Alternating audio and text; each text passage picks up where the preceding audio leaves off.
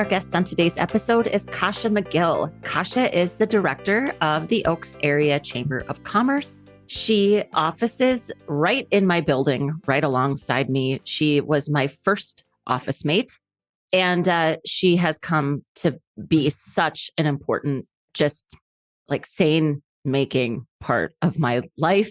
I'm so grateful to her, honestly, every single day. But today, she joined me on the podcast, which is awesome. It's not her favorite thing, but she's awesome at it. She's so much better at it than she gives herself credit for. If you know people like that, give them a shout out today.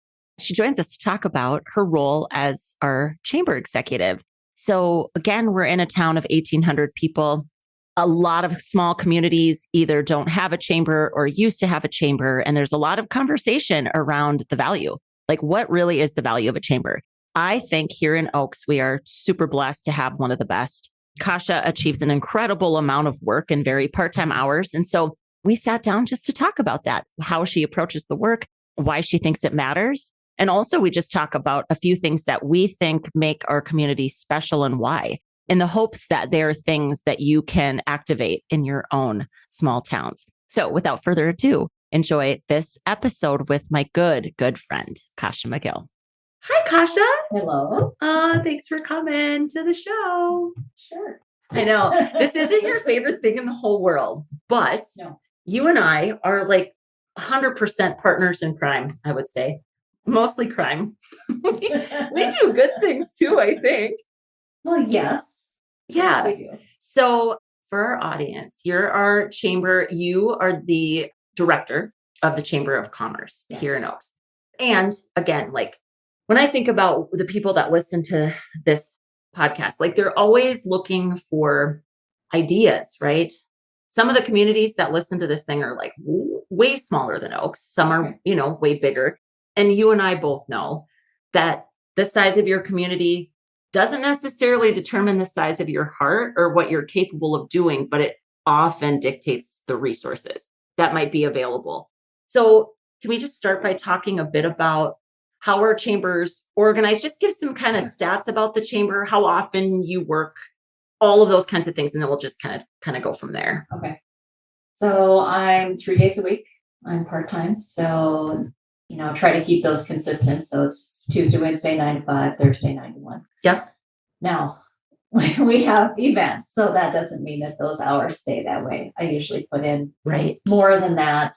Irrigation days, town celebration, wine walk. That's become a big deal. We did our second year with that. Mm-hmm. Again, putting in some more hours there. Right. Right. So how many chamber members does Oaks have? Again, for everybody, most people know I say it a lot. Oaks has got about 1,800 people in it. How many businesses are in our chamber membership? So on the directory that we send out, there's about 125. Yeah, which I think is a really good number. It is. What am I comparing that to? Not really anything. It feels fairly anecdotal, but I feel like most of our businesses, this is true, right? Most of our businesses that operate in Oaks are chamber members, right? There's very few that are not. Right. And I think that's something worth talking about. So why do you think that is? Why do you think our local businesses, how do they benefit? Well, and that's the thing. When I first came, that number was not that large. Right. And that was the thing when I went and asked, would you join the chamber? I was new. I had no idea how. You were all shiny and bright. Like, oh, this is so fun. And then they're like, why should I join? Like, what benefit is it to me? Yeah. And so I really had to go back and look like, why? What do we do for people? Right. And why would they want to join? And so I try to every time like, okay, what is that benefit? And it has to be, in my mind, it has to be big enough that they see their dollars that they put in, that they'll get it back. That they can justify that to the bottom line, that this is worth it being a part of it. And I think the more events we do, the advertising, I really try as much as I can to put their information first and foremost in the things that we do. Right. I mean, you really do a fantastic job of that. But I think it's interesting because you office now right here in our building, right? Which is awesome. I love it too. It's so fun to have you right here because we're a community that's big enough where there's some separate resources allocated to the Chamber of Commerce. But we should talk about how you're funded, because there's not really a bucket of money that the Chamber of Commerce gets. So we'll come back to that. But then we have funding for economic development, right? So we have kind of those two, I don't want to say typical or standard maybe groups. A lot of times if you get a little bigger, then you get like a CVB or like a tourism group, right? We don't have one of those in Oaks. So it's really so fun to me because I just think there's so much overlap. And again, like I'm new to economic development. I don't have a traditional outlook on what our role is. So sometimes I feel like a fish out of water, which, I have talked to you about that a lot. But I think the quality of life, Stefan, is our community the kind of place where people actually want to live. That's what I think drives economic development, right? Because businesses want to, like, you're going to want to start a business in a town where people want to live. True. Workforce is a huge challenge, right? Well, it's a challenge anywhere. It is. Yeah, it is. And I don't know if it's specific, if the Midwest, I don't know, like across the nation, but I know it's absolutely a challenge across the Midwest. So I love having you here for all the reasons, right? It sucks to do this work all by yourself, for one, right? And then two, we're always saying, like, how do we work together? Like, how do we put our minds and resources as much as we can together? And I just think that's why Oaks is such a fantastic community. Like, I don't know, again, a lot of Oaks people don't listen to our podcast. So all I wanted to do is talk with you about, like, what are some of the things we're doing? How are we approaching some of this work so that other towns can maybe take some hints from us, right? So you can either start there, or we can go back to how the chamber is actually funded, because that's interesting too. Okay, I think the funding thing is important because it's only on membership. So I'm the type of person that drives me. Because it's my wage, which is part-time, and not anything, but a lot of the things that we do is driven by the membership. Right. That's our money. That's the revenue that you count on. Yes.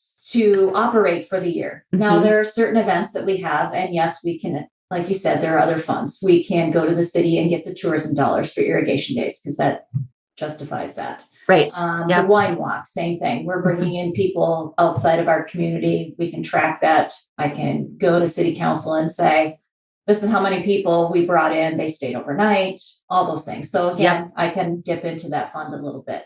Yeah. And so that fund, again, for listeners that maybe are like, they have a tourism fund, it's specifically the lodging tax. Yes. And that tax comes into our city account, I guess we'll call it. It goes to the state. The state allocates it back to the city. And it's quarterly. Yeah. Yeah. And so that bucket of funding is, I mean, technically in our city anyway, we don't have a dedicated tourism group, kind of like we were talking about. Right. And so for me, and in my mind, like the chamber is the closest because you're the organization. Now there's other groups. I shouldn't say that. Like, you're also part of Bear Creek Rough Riders. Right. You put on an enormous rodeo once a year.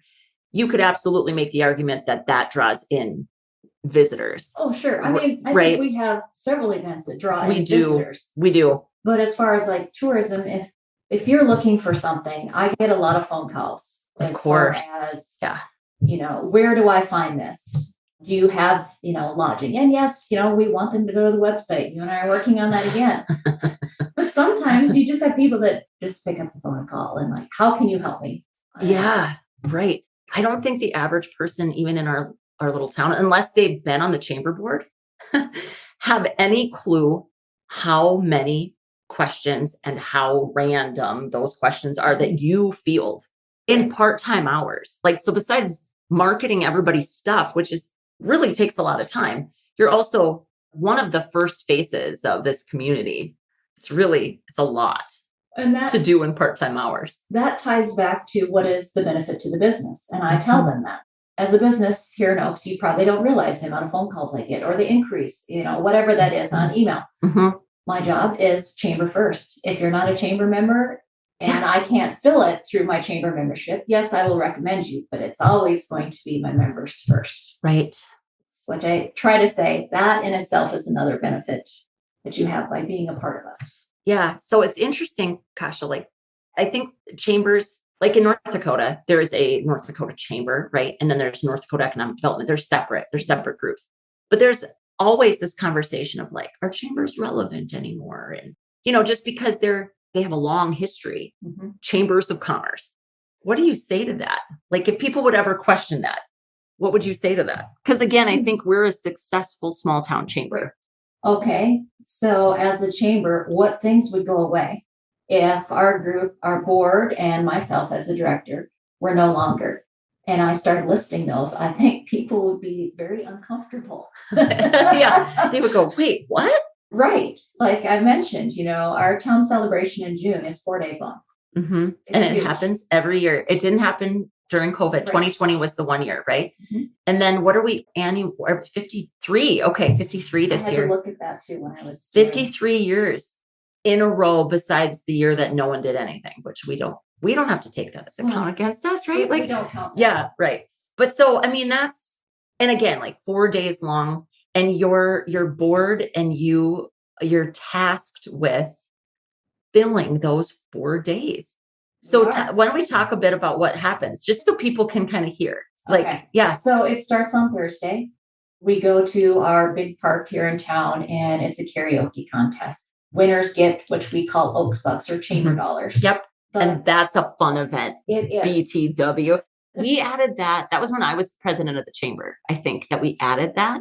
And I emceed the first few years of it. I just think it's so fun. Like you get local people to sign up and they live sing karaoke, right? And then you have judges. You have like local judges that you find, and we have the PTO is out there. They've got the cotton candy and water, different things. So again, you're bringing in organizations. Yeah. So let's make sure everybody remembers this. Like this isn't just Kausha is the director and her board of. Do you have 9 currently? And 10 people is a lot of people. And then you got me and you've got Bailey that works with me. Like we help as much as we possibly can.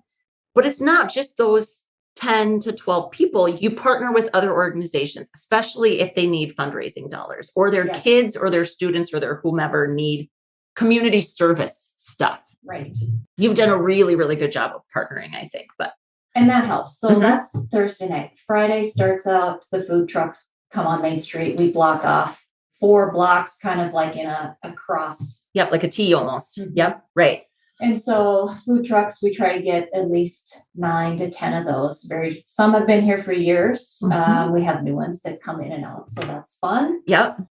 Parade. The parade is for anyone and everyone. There's no registration fees, which people think is crazy. I still get questions on that. And I've been doing this. This will be my 4th parade. Mm-hmm. There's no fee. I'm like, no, just show up. Get in line. There'll be somebody to help you. Yeah.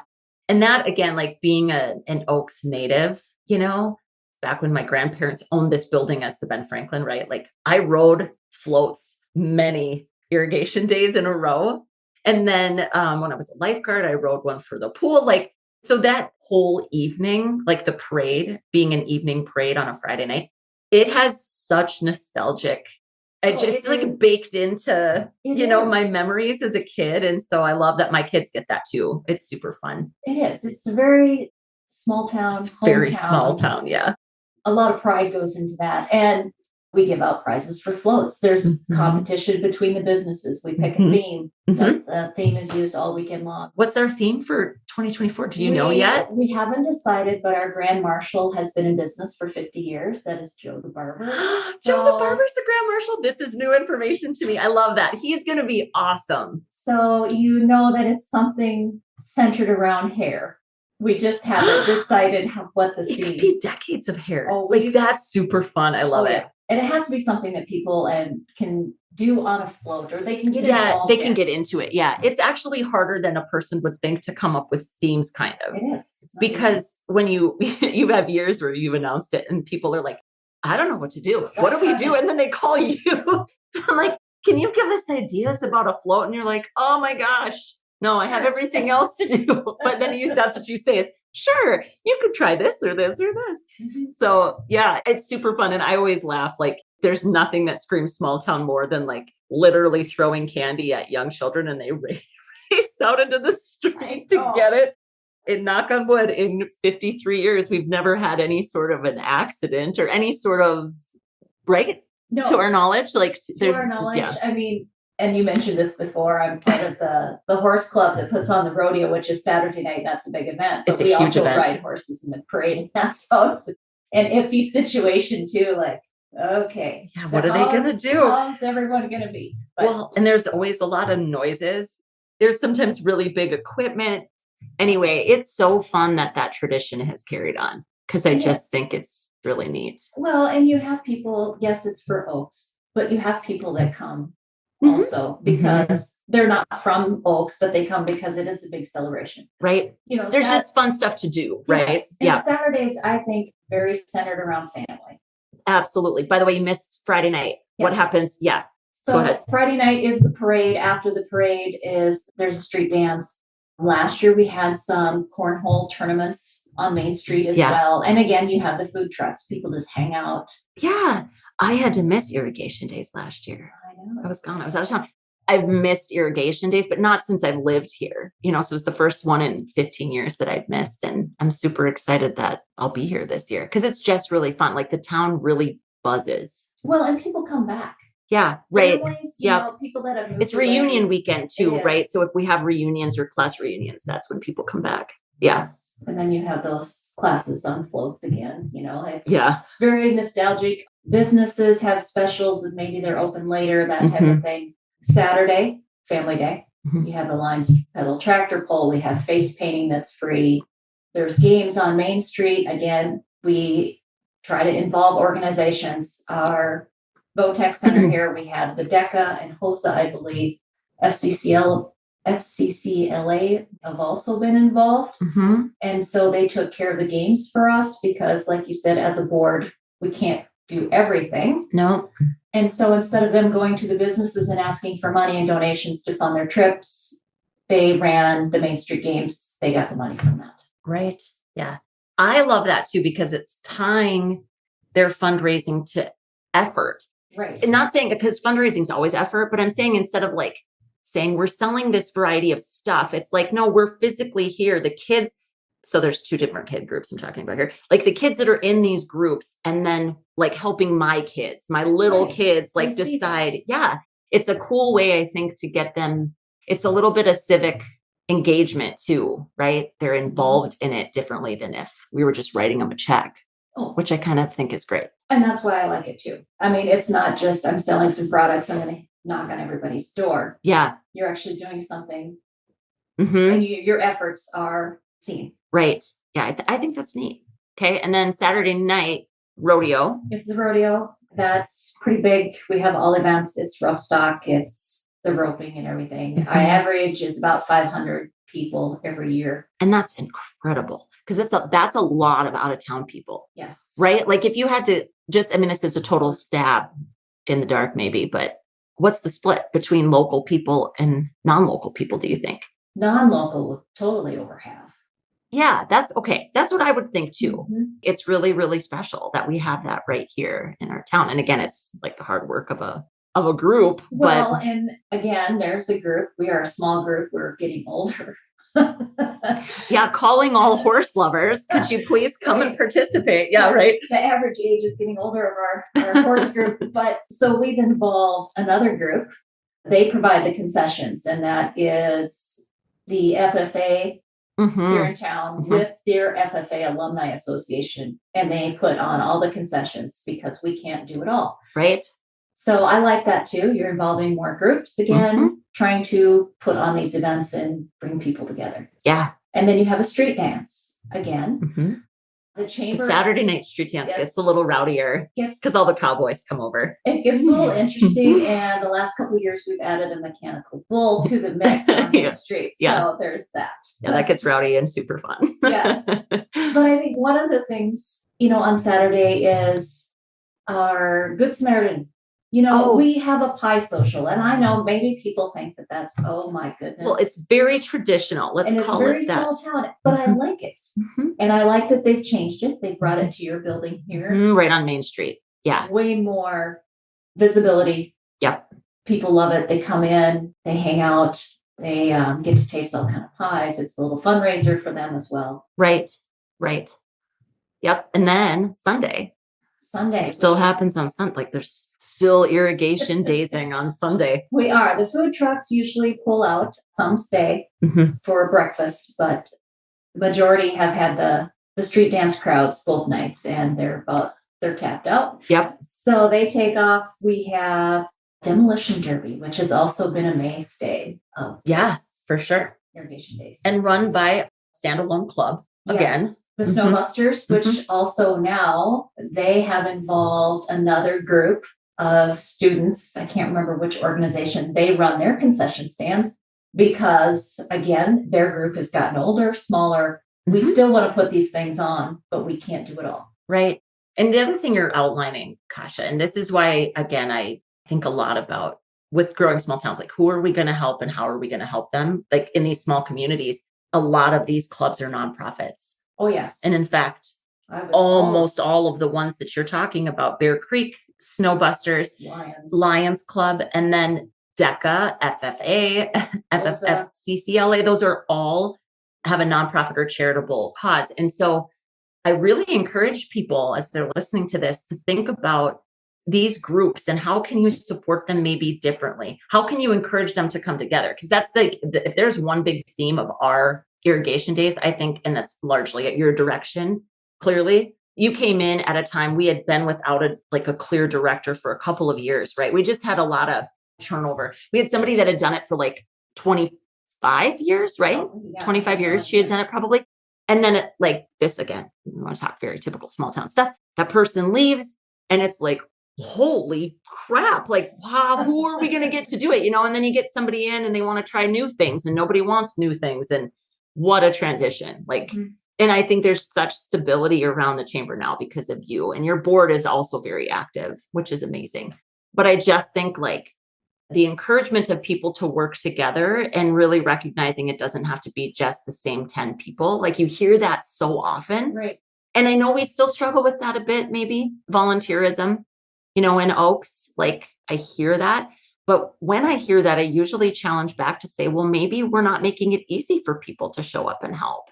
Right. Is there a way that they can offer a piece of it?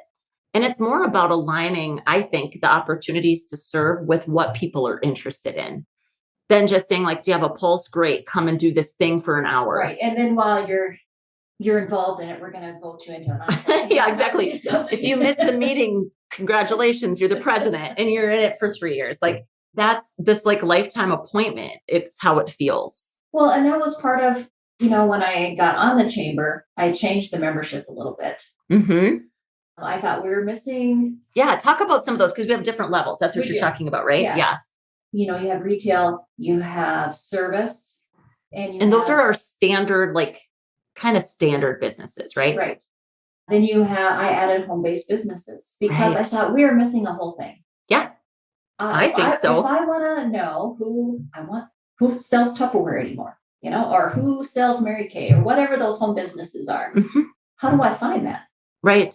I have to find a friend who knows a friend who can give me the information. Yeah. Again, that really comes down to how difficult it would be to move here. Yes. How are you going to find that? Yeah.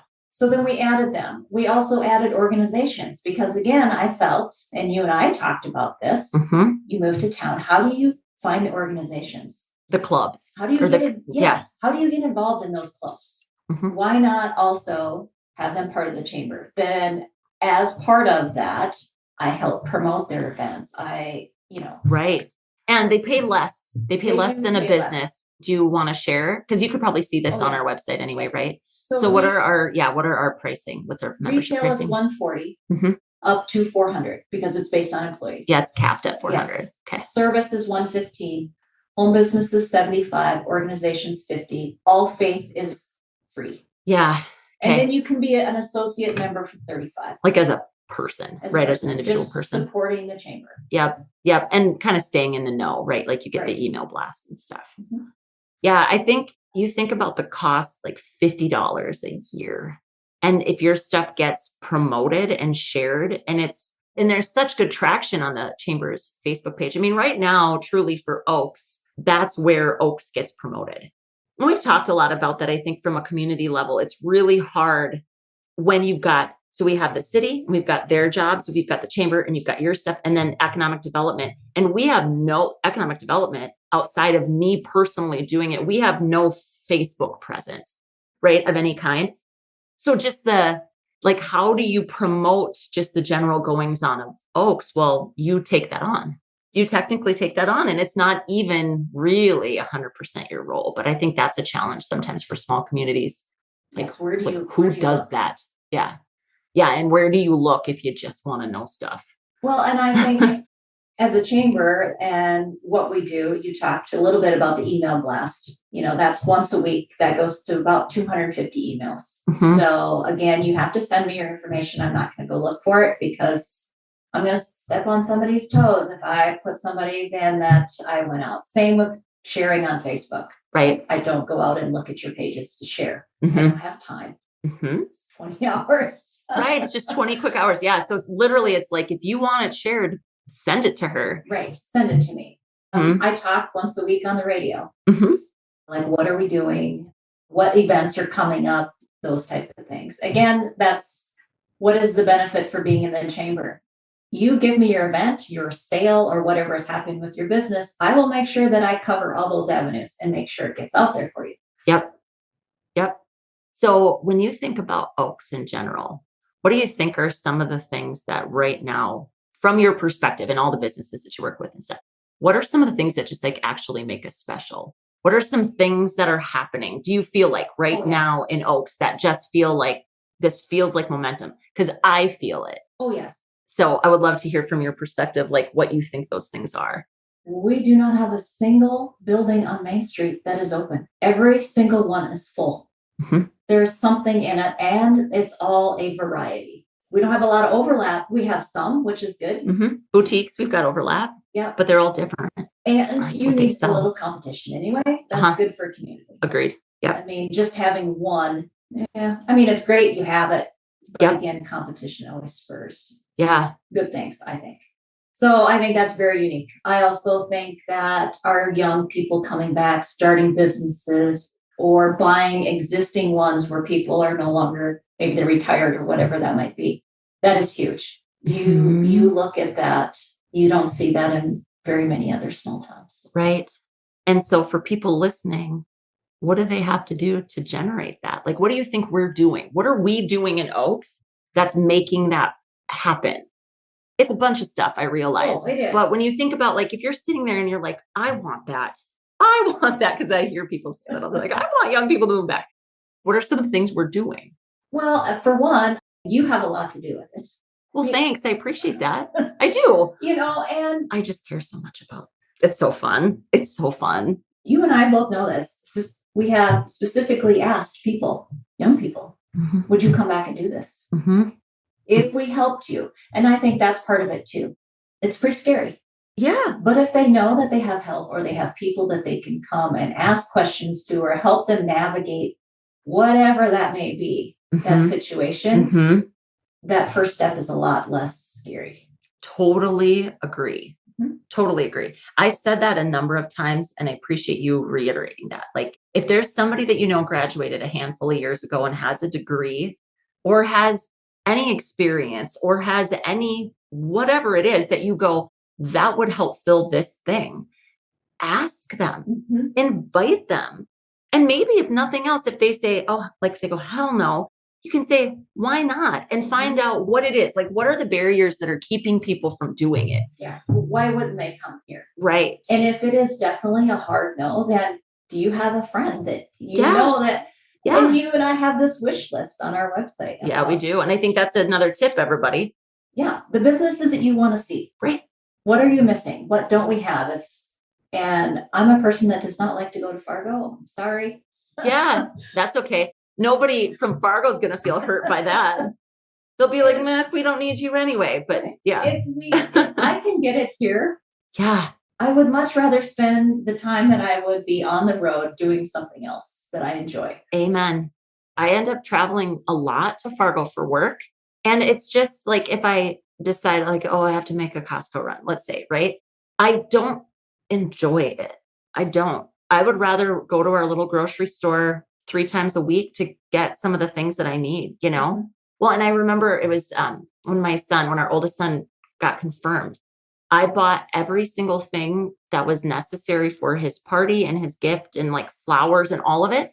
And like that Saturday morning, it was raining out and like, it was so peaceful.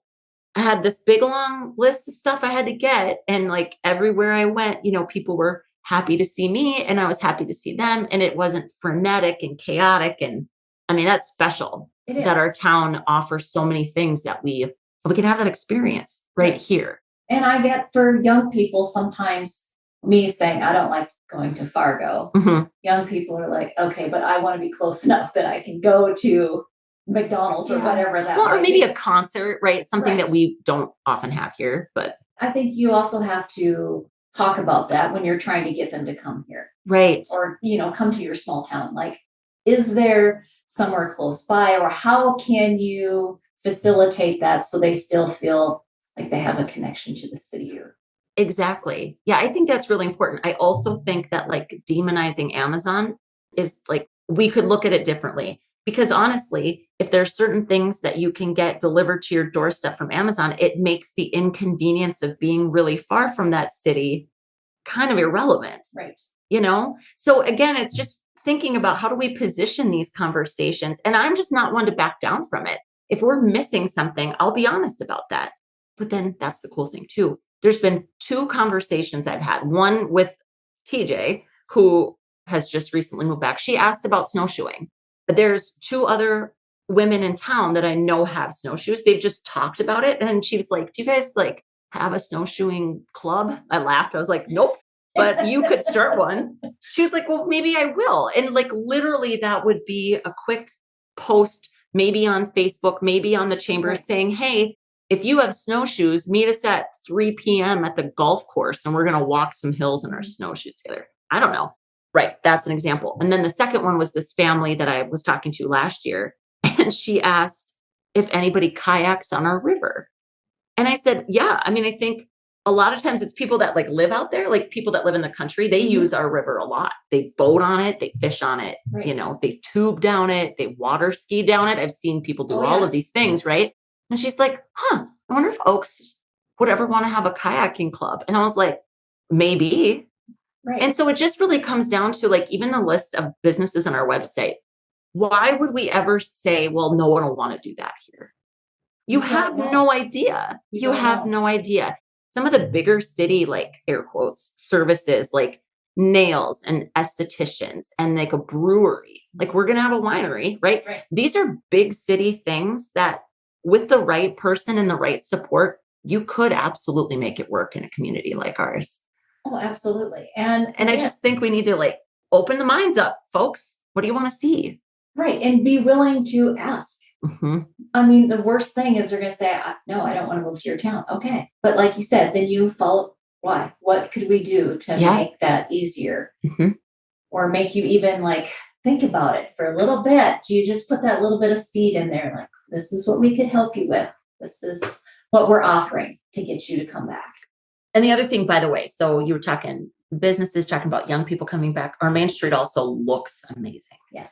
That's another thing. I think the aesthetics of our little town are like top notch. Well, that goes back to economic development, where we have a program to help our businesses. It's called the Bump Grant. Right. And if you're updating the front of your building, now I believe inside as well. Yep. There's 2 different kind of phases of that project. Yep. And or of that program. Economic development will help you with some of those costs. And it's a cost sharing grant. Yeah. But a huge, because really Main Street looks great. And people notice that and they ask, how did you get it to look the way that it is? And that I really do believe that is part of that. I think so too. But it still comes down to, I think this is a people thing. The community of Oaks really does have a lot of pride in our community and how it looks and how it feels. Do you think, what, if anything, are things that you find in your daily work, again, this public sector work? It's often kind of thankless and kind of hard, right? Because you're just subjected to like everybody's opinion. It's tough. That's why we have each other. In this giant building, sometimes we're just like, oh. And wine. Yes, and wine. Yep, for sure. What, if anything, do you think Oaks most needs to work on? Just in general. We talked about all the things we're doing really well. What's something that you think we could do better? Well, when we had that competition with Valley City, we had the secret shoppers. Yes, right. Cool program, by the way, NDSU extension. We'll make sure we tag that in the show notes because that's something 2 communities should absolutely figure out. Yes. Yeah. just listening to some of the things, the difficulties that they had, our signage. We all know we're a small town. We all know where everything is. Right. But if you're new and you're coming and you're on the main drag or the main highway that goes through our town, you are not going to find City Hall. Correct. Or the business district. We don't have that signage. It's literally like, well, obviously you turn right at the stoplight. What's your problem? The only stoplight in town. Yep. Of course, that's the way you go. Yeah. So I think, that's something to work on those things. We just assume we know where everything is. I mean, even your assistant Bailey, we send her on things and she's like Googling how to find places. You're like, oh, you didn't even. Yeah, of course there's no sign for that. Well, and I think we're trying to address some of those with TJ and the relocation specialist, helping people navigate. Again, I know we talked about it, but navigating their interests, finding that organization, finding the housing. We're trying to address housing. Housing is huge. It's a huge problem. So the problem that we have, and again, this might sound crazy to people that don't live in small towns, but literally the for sale by owner market in our community is very much an underground kind of network. Basically, if one person mentions to one person that they're thinking about selling their house, then all of a sudden people are knocking on their door and they sell it without ever having to post it. You don't have to do anything. And it's really hard. Like if you're trying to move here, there's no way you're going to get in on that. And so that's again with TJ in this position, we're trying to see if it helps, but still people would have to tell her. It's even really challenging. Our apartments. Right. You have some that are listed on the website. You have some that are only in the newspaper. You have some that aren't on anything, but there's availability and you're trying to find that person. Yeah, there's like a phone number to call. We've talked a lot about this. Like young people especially are not going to call a number. They don't want to talk to people. Well, and not only that, but like they have no frame of reference as to what they're calling about. If they don't have a visual to say, they would maybe pick up a phone and call your number if they saw a picture that they went, that looks like a nice place. They'd maybe make that phone call. But like just a number. And I realize how hard this is for like tenured folks to get, but legitimately, I wouldn't even do that. And I'm not really all that young anymore. I wouldn't make a phone call. So then let's just play this out. So I call you, your number's listed, and I pull up to your complex and it looks run down and awful. Well, now what am I supposed to do? I don't want to go in there. And you're there meeting me. I mean, just really like that's how unfriendly is that? And unrealistic. It is. Like we're making it harder for people to get to us. We have to figure out how to make that simpler. And access to information is where it's at. And that's why we've been hammering on our website so much, just trying to make a website that's visually appealing and has the information people really need when they're seeking out stuff, whether they're visiting Oaks or looking to move here. I guess it's both.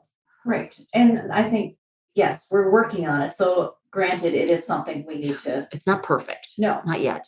It won't ever be probably, but. And we know this, but if we can at least take steps to improve it. Right. That would be another thing to work on. Right. So there's one last thing I want to ask you about. So we were just talking about the challenges with mindset and like when something happens in our community and people don't like it. As the chamber director, and as just a person that does a lot to promote our town, what would you rather people do than to publicly say like, well, I don't, just anything that's actually negative about something because they don't like it? What can we, and how can all of us just individually, how can we help? Because we just had a conversation about this, yesterday or the day before? Right. Well, and one of the things you asked me is I deal with the public a lot, and I might be at the post office and this has happened to me. You know what? Our Christmas decorations look terrible. Why don't we have better ones? And I said, I'm not going to say I agree or disagree with you. They're not that old, but they're not cheap. And once they find out the cost of that, well, then they start backtracking. So I think the biggest thing is information. Yeah, education and information. Yes. So they don't like something. But did you know the whole story about it? It's not any different than an event we just had. I think this is what you were talking about. And somebody said, well, I'm not going to pay that much for it. But they didn't realize everything that it entailed. Right. Which frustrates me because I hope that I am doing the job where people understand what's going on. I don't know how to change some of that. Right. Well, I think, again, I always want to think about like, what are things that individual people can do? Because the people that listen to this podcast are people, Kasha. They're the kind of people that if they came to visit us, and some of them have, right? You'll be excited to meet them. They'll be excited to meet you. Like they're the people out there. They're the doers and they're promoting their community and doing all that. So then it's like, well, what else can they do besides a lot of work, which we all do? I think sometimes when you hear those things, it's actually not calling them out in a negative way, but just saying like, gosh, I hate to hear you say that. Like, I know 5 people that are coming to town for this thing. Like, hit them with information and make it positive. And then even maybe if you can remind what's in it for them that this thing is happening. Right. There's always a benefit to somebody. Always. I don't care what it is, what is happening in your town. It's a benefit to somebody. So you have to take that positive and go, okay, well, this is why it's happening. And again, here's more information.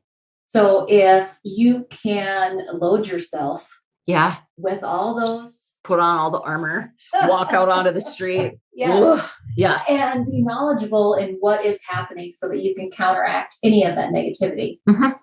I think, granted, you may not change their opinion. Again, that's their opinion. They have that right. Exactly. But you at least gave them the information maybe that they didn't have. And you're hoping as you walk away that maybe you've changed a little bit.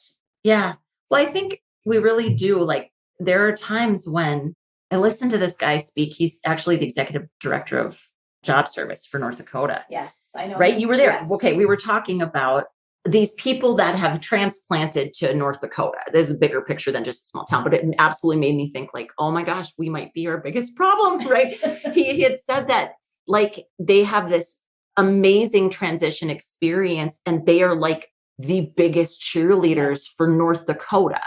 And I think Oaks has that same thing. I think of like Dustin and his wife, like when they talk about what this transition was like for them, or you have somebody that had no ties, settled here, had a conversation with Sarah when she came in to talk about a business, right? Like these are real people that we know that this wasn't their hometown.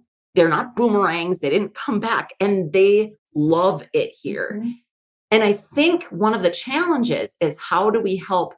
Because not all lifelong residents, they obviously love it because they live here, but they don't carry out an attitude of love for this community. Now, a lot of them do. So this isn't a disparagement at all, right? But it's simply saying, if someone moves here and your first question is, why would you move here? You're the person I'm talking to and about. Like, how do we help you see how that kind of frame is not great? Like, we should be like, well, of course you moved here. Like, we love it here. Why wouldn't you love it here? And what can we do to help you? What can we do? Yeah. How can we help? Because you just talked about Dustin and Alicia. And, I wonder, I would really like to ask him, and he was on my board and Alicia's on my board now. How many people have they helped? Because you and I both know when they come in here and he brings somebody new, and the last person he brought did not work anywhere near the banking facility. Where he's at. I know. His insurance office. I still don't even get, how did that happen? They went there for insurance. Oh yeah, he went for insurance. And Dustin's like, you need to meet some people, and brought him around. Like, not paid to do that. No. Not part of his requirements, but he remembers what it was like to be a newcomer here.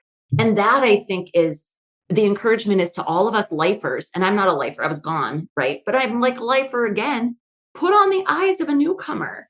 And especially if you see somebody at an event, like especially let's say like a sporting event, and you don't know who they are, and they're alone, and they're wearing your school colors, go ask them. Right. I know it feels super weird, but like we have several examples of people where they were either here for a new job and they did that, or they were like they were dating somebody that moved here and then they're there to support their partner. And we all like look at them and we all talk about them like, who's that person? And I wonder do you know who that person is? And it's like, they're standing there. Can you imagine what that even feels like? I feel sometimes like our community might be really challenging to break into. Right. And so the whole thing is, how do we make it more welcoming? How do we break down some of that. And some of it is just us opening our eyes a bit, I think. Well, and like you said, people listening to this obviously are the doers. They are. Remember that. Be Dustin. Yes, this person doesn't work for your company, doesn't even come close. He's younger, but you take them under your wing. Yeah. And I was like, oh, does he work? No, he works for a whole different company. Well, and this guy loves this town. He does. And he's from California. Right. So again, like we're talking about real humans that we've seen these, like just general goodwill and general helpfulness. It's kind of funny. Like that's what small towns are thought of. Like we think of small towns when we think of like neighborliness and helping people out and stuff. But I don't know in practice that it always happens like that. Once you're in and you establish connections, everybody's super helpful. And now the whole charge, I think, for all of us is how do we make that right out of the gate that we're here to help you, that we want you to love it here, you know? Well, and like you said, just remember that. Like when you see somebody new, hi, I'm so-and-so, can I help you? You know, anything, kind of just to give. You can even say, how do you like Oaks? How are we treating you? Yeah. And if they go, oh, it's great. And then you just say, how can I help? Is there anything you still need that you haven't gotten? You're a resident. You know stuff. You maybe don't feel like you're in an official position to do this, but I promise you, like, you know stuff that person probably could use. Well, because again, like you and I talked, you're in the town for so long, you just assume everybody knows where they can find whatever. Yeah. They can't. That's right. And when I came back, and it's been 15 years, which is crazy. I mean, I'd been gone for a decade, like a lot of stuff had changed, and it really was hard to break in. I worked from home.